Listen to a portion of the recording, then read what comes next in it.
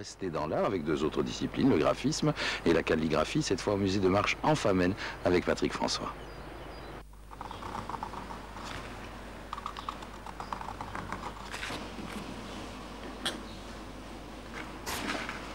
Depuis toujours ou presque, Luc Templier aime la calligraphie. Depuis quelque temps, il est aussi le conservateur du musée de la Famenne, cette région au nord de l'Ardenne, dont la petite ville de Marche est le centre d'attraction.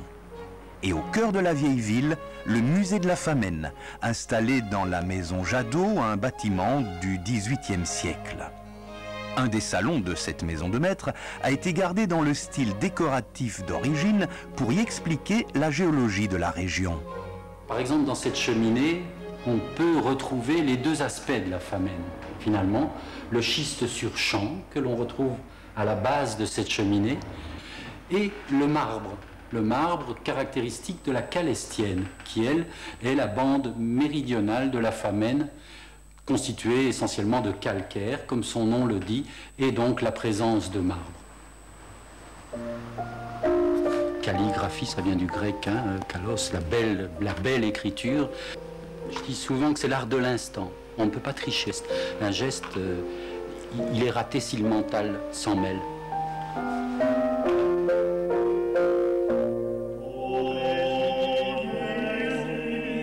Le coup de cœur de Luc Templier, c'est ce sculpteur du XVIe siècle, auquel l'histoire a donné le nom de Maître de Waha, un village voisin. C'est un imagier, c'est un caricaturiste, c'est un sculpteur profondément attaché à l'humain. Un des plus beaux exemples de la maîtrise de cet artiste est sans aucun doute ce martyr de Saint-Sébastien. Ça n'a rien à voir avec ces sculptures de saints arrogantes, aux épaules proéminentes, qui dominent. C'est ce visage presque bienveillant, au fond, au milieu de la souffrance, presque humoristique. Et la souffrance, il utilise toutes les astuces pour la rendre. Par exemple, le tibia est immense et très sculptural, avec des angles fort marqués. Et voilà une des audaces, par exemple, du Maître de Waha, une audace prodigieuse, qui faisait dire l'autre jour à un enfant en rentrant dans la salle, mais c'est une salle Picasso. C'était très bien trouvé, je trouvais que c'était extraordinaire. Picasso qui déforme le visage au service des émotions qu'il veut transmettre.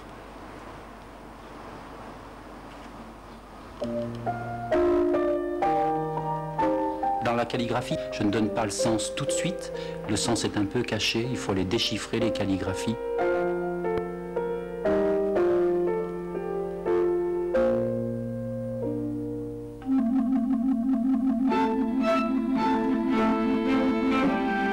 Avec Luc Templier, l'art a ici droit de cité, pour preuve cette salle d'art moderne qui rassemble des œuvres acquises par la ville de Marche. Voilà, et dans cette salle d'art moderne, un très beau tableau de Rémy van den Abel, un représentant du surréalisme belge d'après-guerre. Il aurait très bien pu prendre une importance plus considérable en regard, par exemple, d'un Magritte, mais il a été peut-être un peu moins bien entouré par les marchands d'art et les galéristes.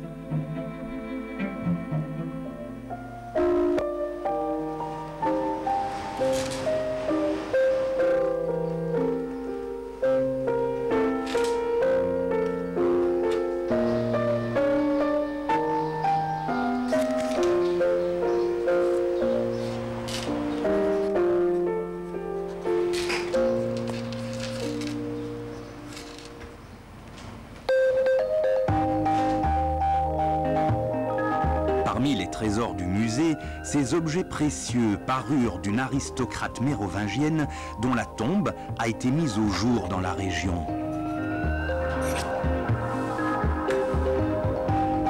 Aimer, c'est veiller sur la solitude de l'autre sans prétendre la combler. Le savoir-faire de Luc Templier s'est illustré récemment par la parution d'un recueil de méditations calligraphiées, un travail en profondeur à l'image de l'impulsion qu'il veut donner à son musée. Faire un musée peut-être à tendance plus thématique, qui aurait plus de vie avec des ateliers, des rencontres d'artistes, d'auteurs, des tables d'écriture, des ateliers de calligraphie. Voilà, quelque chose de vivant où on passe et où il y a de la création qui se fait. Plus qu'un lieu de mémoire et d'exposition, couvrir à marche et sans hésiter.